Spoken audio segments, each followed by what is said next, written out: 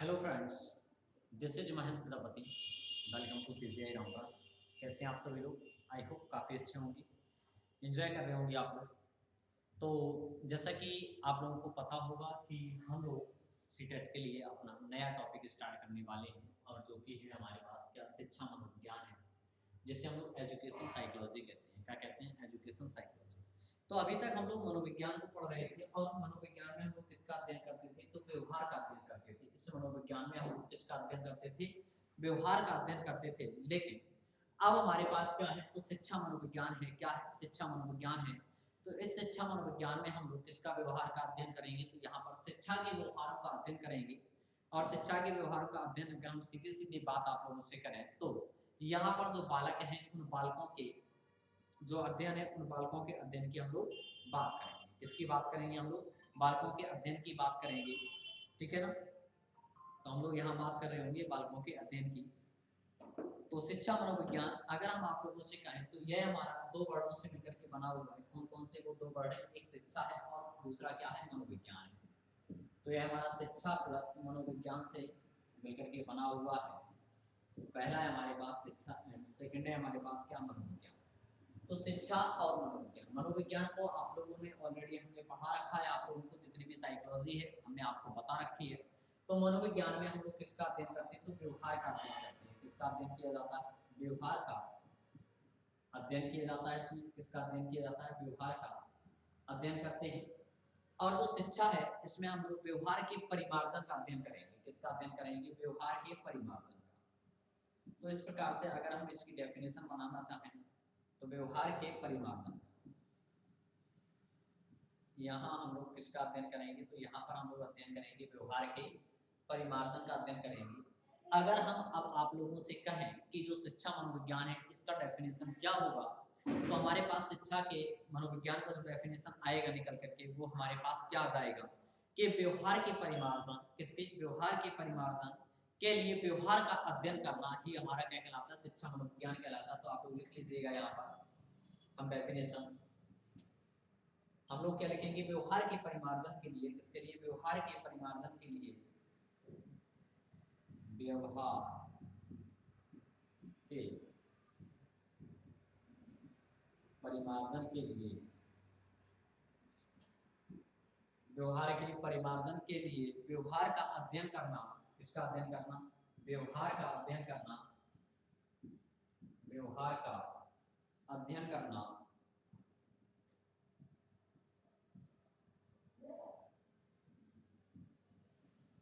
शिक्षा मनोविज्ञान कहलाता है। क्या कहलाता है? शिक्षा मनोविज्ञान कहलाता है। अब इस शिक्षा मनोविज्ञान के कुछ ना कुछ क्या होंगे? नियम होंगे, सिद्धांत होंगे। यानी कि जो आपके पास एजुकेशन साइकोलॉजी है, यह एजुकेशन साइकोलॉजी किस पर डिपेंड कर रही होगी? तो यह डिपेंड कर रही होगी हमारी किस पर? नियमों पर एंड सिद्धांतों पर। किस पर? नियम एंड सिद्धांत भी इसके होंगे। क्या होंगे? नियम भी होंगे और इसके क्या होंगे? सिद्धांत भी होंगे। तो हम उन्हें भी देखेंगे कि इसकी शिक्षा मनोविज्ञान जो एजुकेशन साइकोलॉजी, इसके कौन कौन से नियम रूल्स क्या हैं, और इनके सिद्धांत यानी कि प्रिंसिपल इसके क्या है। तो यहाँ पर अगर हम थोड़े इसके शिक्षा मनोविज्ञान के इतिहास के बारे में बात करें, किसके बारे में बात करें? शिक्षा मनोविज्ञान के इतिहास के बारे में अगर हम बात करें, तो यहाँ आप लोग एक स्क्रीन कैप्चर कर सकते हैं। अगर आप लोगों को स्क्रीनशॉट लेना है, जल्दी से फटाफट एक बार स्क्रीन कैप्चर कर लीजिएगा। तो आई होप कि आप लोगों ने कर लिया होगा, स्क्रीनशॉट ले लिया होगा। तो यहाँ जो शिक्षा मनोविज्ञान का इतिहास है, फिर इसकी बात हम आपसे करें, तो सबसे पहले हम लोग बात करेंगे किसके बारे में? कॉलसनिक के बारे में। किसके बारे में? कॉलसनिक। कॉलसनिक एक हमारे यूनानी दार्शनिक थे। क्या थे? यूनानी दार्शनिक थे। तो इन्होंने बताया कि जो शिक्षा मनोविज्ञान है, यह कब से प्रारंभ हुआ? तो इन्होंने कहा कि ईसा से 5वीं सदी पूर्व, जो ईसा है आपका, उससे 5वीं सदी पूर्व यूनानी दार्शनिकों के साथ या यूनानी दार्शनिकों से, देखिएगा पहले हम लोग क्या मानते थे कि जो हमारे पास मनोविज्ञान होता था, मनोविज्ञान को हम लोग पहले चेतना का विज्ञान कहते थे। क्या कहते थे? चेतना का विज्ञान कहते थे इस मनोविज्ञान को। लेकिन अब हम लोग क्या कहने लगे हैं? इसे व्यवहार का विज्ञान कहते हैं। क्या कहते हैं? व्यवहार का विज्ञान कहते हैं। तो कॉल्सनिक ने हमें यही बताया, ये यूनानी दार्शनिकों के साथ या यूनानी दार्शनिकों से शिक्षा मनोविज्ञान का प्रारंभ होता है। कहां से होता है? शिक्षा मनोविज्ञान का प्रारंभ कब से ये मानते हैं? तो ये मानते हैं कब से? यूनानी दार्शनिकों के साथ। और ये कब थे? तो ईसा से ये 5वीं सदी पूर्व थे। कब थे ये? ईसा से 5वीं सदी पूर्व थे। आपके कौन? यूनानी दार्शनिक थे। तभी से उत्पत्ति मानी जाती है किसकी? शिक्षा मनोविज्ञान की मानी जाती है। लेकिन हमारे बीएफ स्किनर जो ब्यूरस फ्रेडरिक स्किनर है, तो ब्यूरस फ्रेडरिक स्किनर क्या कहते हैं, शिक्षा मनोविज्ञान का आरंभ अरस्तु से होता है। किससे होता है? अरस्तु से।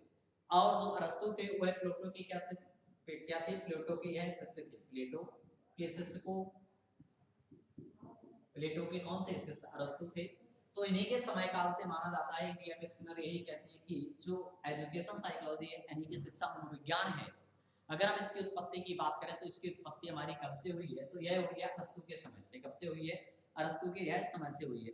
तो आइएगा हम लोग इसमें अरस्तु की अध्ययन पद्धति को पढ़ते हैं कि अरस्तु ने हमें क्या बताया है शिक्षा मनोविज्ञान के बारे में। तो अरस्तु की अध्ययन पद्धति हम लोग देखते हैं। अरस्तु की अध्ययन पद्धति, इन्होंने अपनी इस अध्ययन पद्धति में क्या बताया, तो यह है अरस्तु की क्या अध्ययन पद्धति है, इसके बारे में हम लोग देखेंगे। तो देखो यहाँ अरस्तु ने हमें बताया कि जो शिक्षा है वह शिक्षा में 3 प्रकार से देनी चाहिए। शिक्षा को हमें कितने प्रकार से देना चाहिए? हमें शिक्षा को 3 प्रकार से देना चाहिए। कैसे कैसे 3 प्रकार से देना चाहिए? इन्होंने तीनों प्रकार बताए हैं।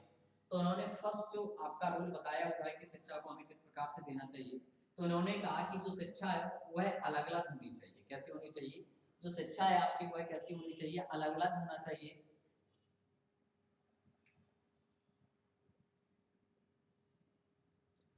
हम लोग लिख सकते हैं क्या? शिक्षा जो है वह कैसी होनी चाहिए? अलग अलग होना चाहिए।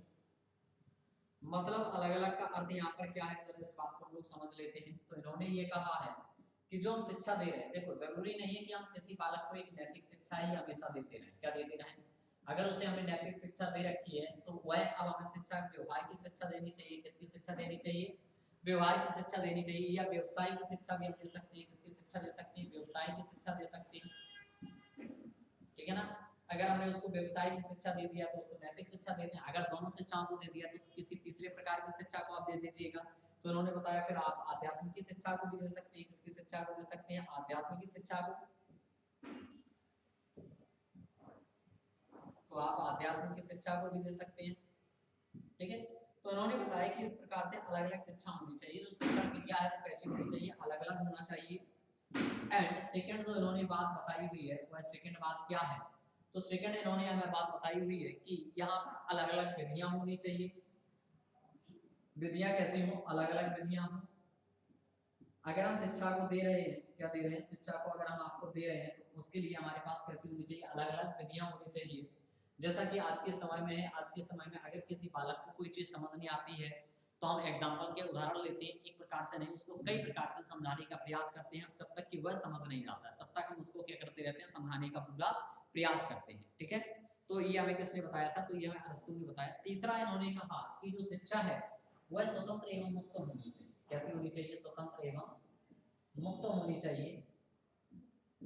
इनका कहने का तात्पर्य ये था जैसे कि अगर हम आपके ही लोगों की बात करें या किसी और की बात करें, सपोज दैट कोई एक बच्चा है या बालक है और वह अभियंता नहीं बनना चाहता है और उसका मन है कि वह फोटोग्राफी करना चाहता है। क्या करना चाहता है? फोटोग्राफी। वह अभियंता मीन्स होता है आपका इंजीनियर। अगर वह इंजीनियर नहीं बनना चाहता है और उसके घर वाले उसको जबरदस्ती एडमिशन दिला देते हैं, किसमें? इंजीनियर में, बीटेक में एडमिशन दिला देते हैं। तो बीटेक में एडमिशन दिलाना उसके लिए, अब बताओ शिक्षा कैसी होगी? एक बॉन्डिंग वाली हो गई है। उसका मन तो है नहीं कि वह अभियंता बने, इंजीनियर बने, लेकिन उसके ऊपर ये शिक्षा थोपी जा रही है।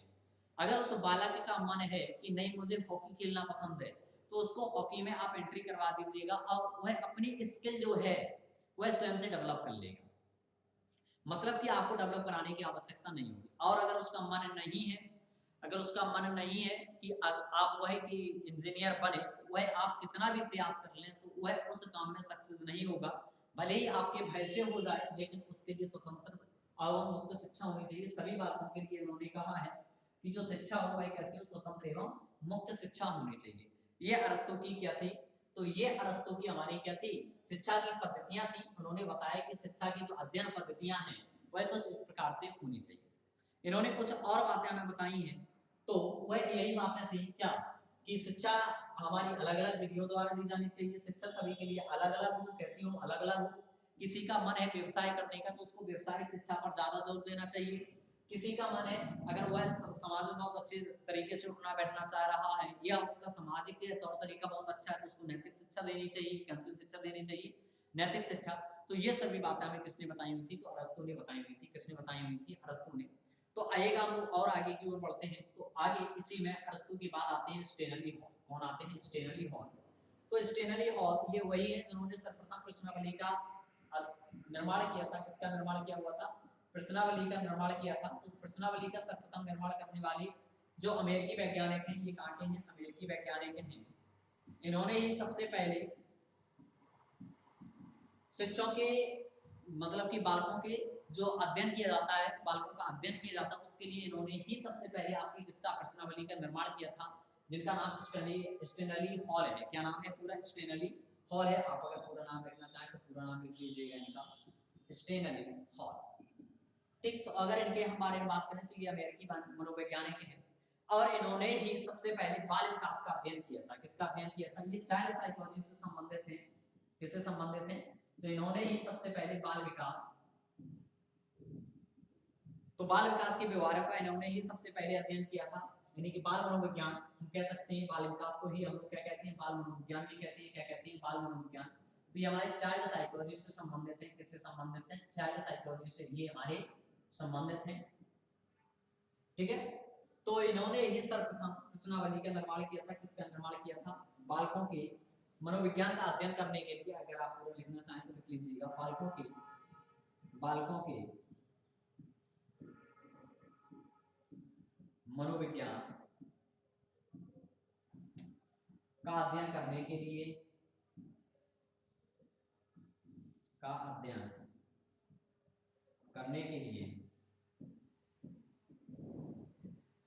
सर्वप्रथम प्रश्नावली का निर्माण किया था। प्रश्नावली का निर्माण किया था। देखिएगा यहाँ हम और बातें करेंगे। अभी हम लोग टर्मन की बात करेंगे। उन्होंने बुद्धि के सिद्धांत दिए थे। किसके? बुद्धि के उन्होंने सिद्धांत के बारे में हमें बताया हुआ था। तो इन्होंने ही सबसे पहले किसका निर्माण किया था? चाइल्ड साइकोलॉजी में सबसे पहले प्रश्नावली का निर्माण किया था। अगर आपसे क्वेश्चन कहीं ऐसा पूछा जाता है, बताओ सबसे पहले चाइल्ड साइकोलॉजी नहीं कहेगा, सबसे पहले मनोविज्ञान में प्रश्नावली का अध्ययन या निर्माण करने वाला उस मनोवैज्ञानिक का नाम क्या है? तो उस मनोवैज्ञानिक का नाम है विलियम वुडवर्थ। किसने? अगर हम बात करें मनोविज्ञान में, देखिएगा इन्होंने किसमें? बाल मनोविज्ञान में किया था। किसमें किया हुआ था? बाल मनोविज्ञान में इन्होंने किया हुआ था। लेकिन अगर मैं आपसे मनोविज्ञान की केवल बात करता हूं तो मनोविज्ञान में सर्वप्रथम जो हमारा मनोविज्ञान है, वह मनोविज्ञान का सर्वप्रथम किसने किया हुआ था? तो वह वुडवर्थ ने किया था। किसने किया हुआ था? वुडवर्थ ने। तो वुडवर्थ ने हमारा सर्वप्रथम प्रश्नावली का निर्माण किया था मनोविज्ञान में। लेकिन चाइल्ड साइकोलॉजी में सबसे पहले किसने किया हुआ था? वह हमारे स्टैनली हॉल है। इसी कारण इनको बाल मनोविज्ञान का जनक भी माना जाता है। इनको क्या माना जाता है? बाल मनोविज्ञान का जनक भी कहते हैं। तो हम कह सकते हैं कि जो स्टैनली हॉल है, क्या है? Stanley hall.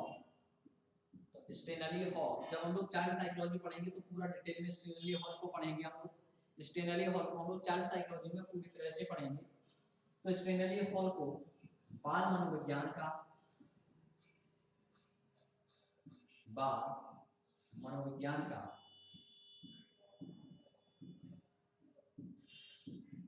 जनक कहा जाता है।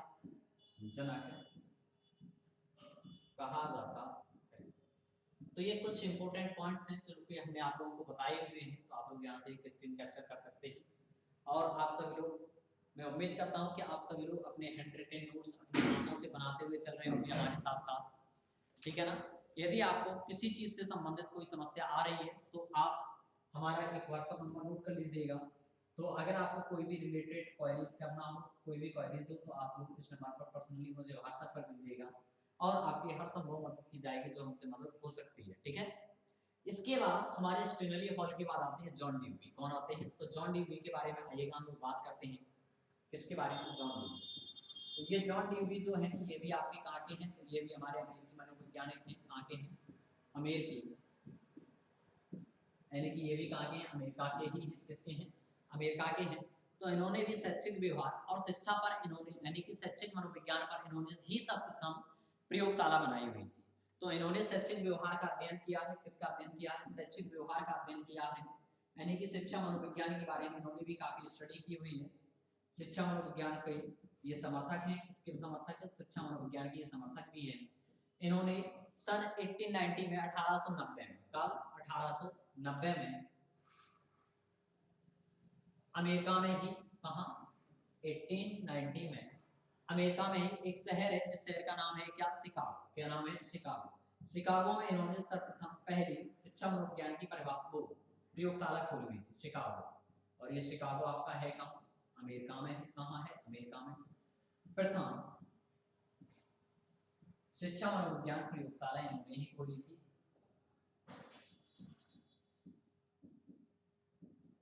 प्रथम शिक्षा मनोविज्ञान प्रयोगशाला कहाँ खोली गई थी, किसके द्वारा खोली गई थी, कब खोली गई थी, तो ये आपको क्वेश्चन बता सकते हैं। तो सर्वप्रथम ये शिक्षा मनोविज्ञान की जो प्रयोगशाला है ये हमारी किसने खोली हुई थी, तो ये जॉन ड्यूवी ने खोली हुई थी। किसने खोली हुई थी, जॉन ड्यूवी। और जॉन ड्यूवी है कहाँ के, तो ये जॉन ड्यूवी हमारे अमेरिका के हैं। कहाँ के हैं, अमेरिका के हैं। यह शिक्षा मनोविज्ञान की प्रयोगशाला कब खोली गई थी, तो 1890 में खोली गई थी। किस शहर में खोली गई थी, तो यह शिकागो में खोली गई थी। और इसको खोला किसने था, तो इसको खोला हमारा जॉन ड्यूवी ने था। किसने खोला हुआ था, जॉन ड्यूवी ने। ठीक है, तो यहाँ से संबंधित आपसे प्रश्न पूछ लिया जा सकता है कि बताओ जॉन ड्यूवी ने कब खोला हुआ था। इससे पहले हमने आप लोगों को बताया था कि जो मनोविज्ञान की प्रयोगशाला है वह विलियम वुंड ने 1879 में खोली हुई थी। ठीक है ना, विलियम वुंड के द्वारा खोली गई थी। किसके द्वारा खोली गई थी, विलियम वुंड के द्वारा खोली गई थी। तो चलिएगा हम लोग आगे की ओर बढ़ते हैं इसी में। और अगर हम आगे की ओर थोड़ी सी और बात करें तो हम अगर बात आप लोगों से करें कि प्रथम शैक्षिक मनोविज्ञान किसे कहते हैं, किसे मानते हैं प्रथम शैक्षिक मनोविज्ञान, जैसा कि हम आप लोगों को पढ़ा चुके हैं इनके बारे में। जो प्रथम शैक्षिक मनोवैज्ञानिक हैं वह हम लोग मानते हैं एडवर्ड ली थॉर्नडाइक को। किसको मानते हैं, एडवर्ड ली थॉर्नडाइक। किसको मानते हैं, एडवर्ड ली थॉर्नडाइक, जिन्होंने बिल्ली पर प्रयोग किया हुआ था। किस पर किया हुआ था, बिल्ली पर। आप लोग एडवर्ड ली थॉर्नडाइक डालिएगा तो आपको मिल जाएगा हमारा वीडियो। अगर आप लोगों ने अभी तक नहीं देखा तो एडवर्ड ली थॉर्नडाइक पीसीआई रामपुरा अगर आप करेंगे तो आपको वीडियो मिल जाएगा। तो एडवर्ड ली थॉर्नडाइक ने हमें क्या बताया, शैक्षिक मनोविज्ञान। तो देखिएगा ये पहले से ही शैक्षिक मनोविज्ञान का अर्थ यही है आपका कि जो शैक्षिक मनोविज्ञान है इसमें हम लोग किसका अध्ययन करते हैं, तो प्राणियों का अध्ययन करते हैं। किसका अध्ययन करते हैं, प्राणियों।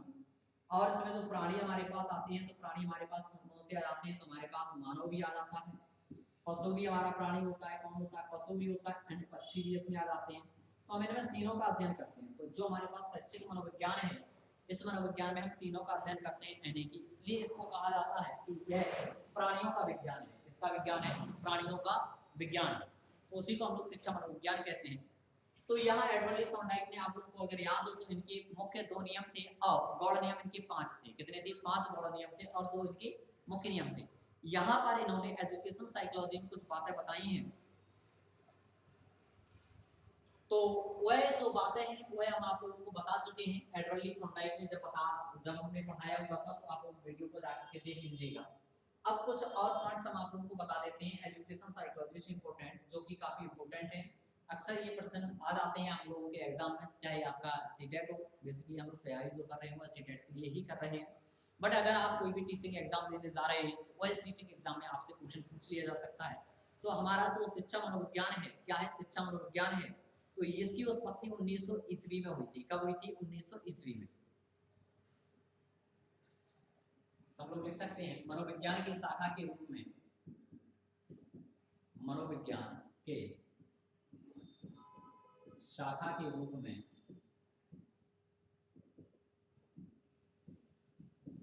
मनोविज्ञान की शाखा के रूप में शिक्षा मनोविज्ञान,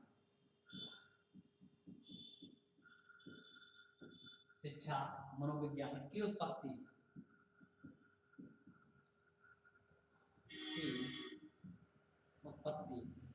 1900 ईस्वी में हुई। कब हुई, 1900 ईस्वी में हुई।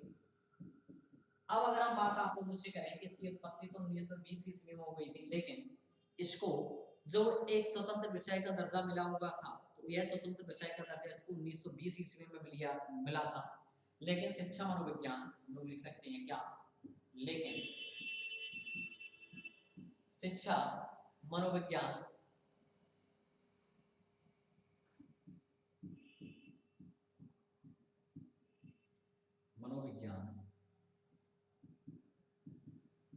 ने अपना, अगर हम शिक्षा मनोविज्ञान की बात करें तो शिक्षा मनोविज्ञान ने अपना स्पष्ट एवं रूप धारण, ने स्पष्ट अपना स्पष्ट रूप धारण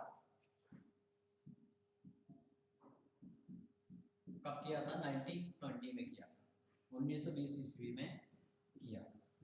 ठीक है, तो देखिएगा एजुकेशन साइकोलॉजी हमारी बहुत पहले डेवलप हो चुकी थी, लेकिन इसको जो रूप धारण दिया गया शिक्षा मनोविज्ञान को, वह पूरी तरह से अपनाया गया। वह कब अपनाया गया? वह हमारा 1920 में अपनाया गया, 1920 ईस्वी में। कब अपनाया गया? 1920 ईस्वी।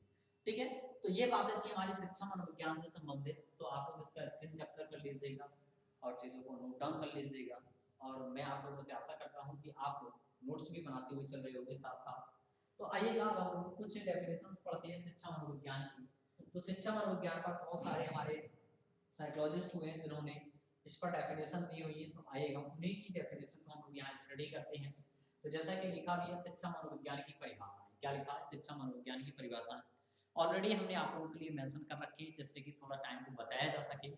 तो यहाँ पर लिखा है, पहली जो है हमारे पास वो किसकी है? बीएफ स्किनर की है। और बीएफ स्किनर ने ही हमें बताया था कि जो शिक्षा मनोविज्ञान है इसकी उत्पत्ति अरस्तु के टाइम से होती है। किससे होती है? अरस्तु के टाइम पर। और अरस्तु कौन थे? तो अरस्तु हमारे प्लूटो के शिष्य हैं।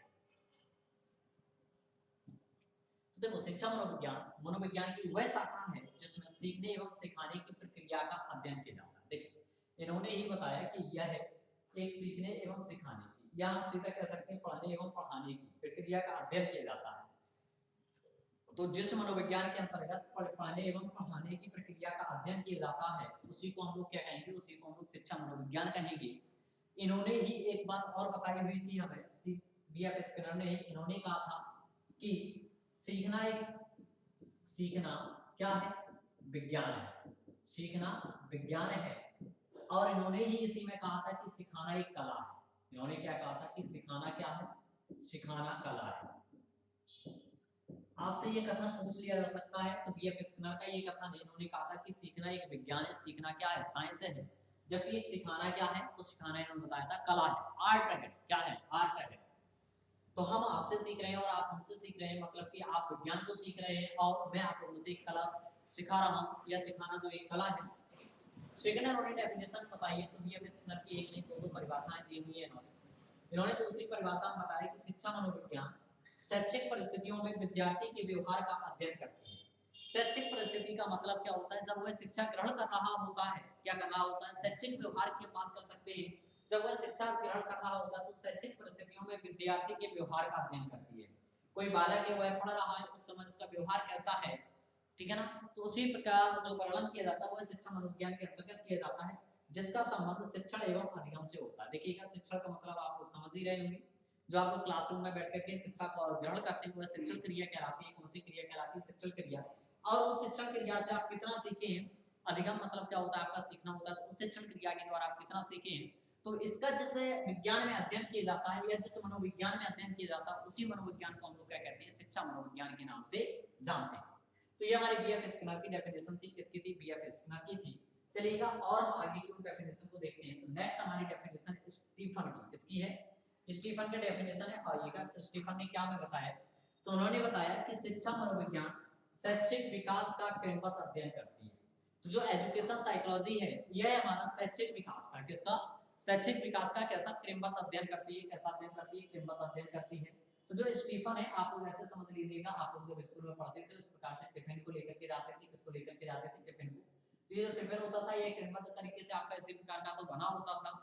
तो इसी प्रकार का बना होता था। तो इन्होंने हमें बात यही बताई कि इसके जो शैक्षिक विकास है, क्या है? शैक्षिक विकास का क्रमबद्ध अध्ययन किया जाता है।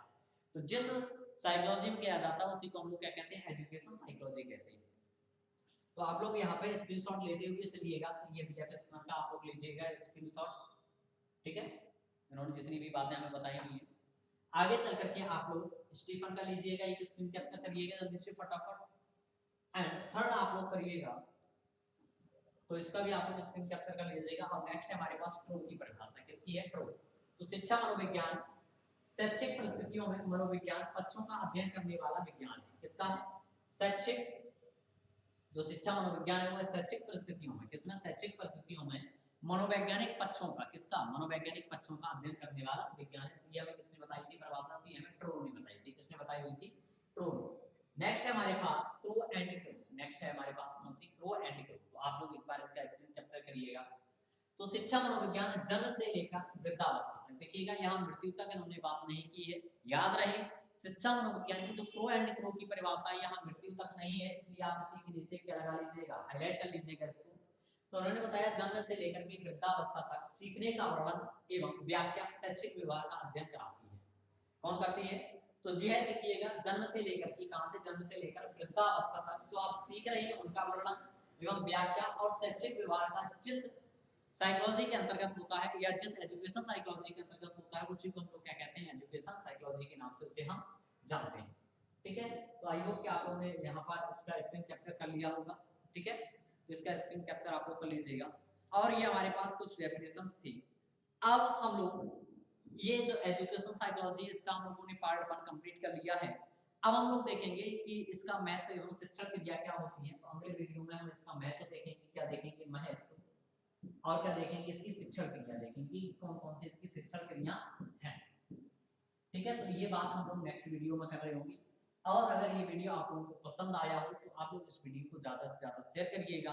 और जो लोग हमारे चैनल पर यदि फर्स्ट टाइम विजिट कर रहे हैं तो आपको डिस्क्रिप्शन में लिंक को मेंशन कर दिया गया है, तो आप वहां पर जाकर के लिंक के द्वारा आप लोग हमारे Telegram channel and WhatsApp group से जुड़ सकते हैं।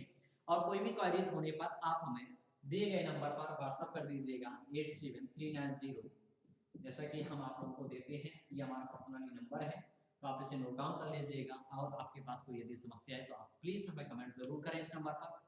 आपको पढ़ने से रिलेटेड कोई समस्या आ रही है या किसी और प्रकार की समस्या है तो आप यहाँ पर करिएगा। और हमने आपका पूरा साइकोलॉजी का प्लेलिस्ट बना रखा है डिस्क्रिप्शन में, जिसका लिंक मेंशन है, तो आप वहां पर जाकर के एक बार सर्च बार में सर्च करेंगे तो आपको सभी चीजें मिल जाएंगी। ठीक है, तो हम लोग मिलते हैं नेक्स्ट वीडियो के साथ, जिसमें हम लोग देखेंगे क्या महत्व एवं शिक्षण क्रिया क्या होती हैं। तो चलिए, तब तक के लिए धन्यवाद। Thank you for today, all the best, have a nice day. जय हिंद, जय भारत।